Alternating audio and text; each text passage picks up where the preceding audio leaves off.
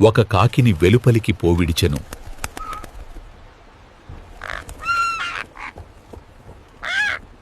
అది బయటికి వెళ్ళి భూమి మీద నుండి నీళ్లు ఇంకిపోవు వరకు ఇటూ అటూ తిరుగుచుండెను.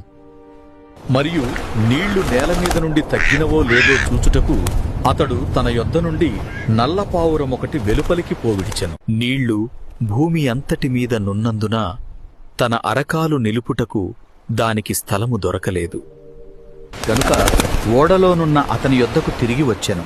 అప్పుడతడు చెయ్యి చాపి దాని పట్టుకొని ఓడలోనికి తీసుకొనెను. అతడు మరి 7 దినములు తాళి మరల ఆ నల్లపావురమును ఓడలో నుండి వెలుపలికి విడిచెను.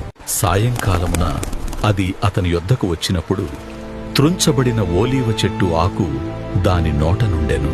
గనుక నీళ్లు భూమి మీద నుండి తగ్గిపోయెనని నోవాహునకు తెలిసెను.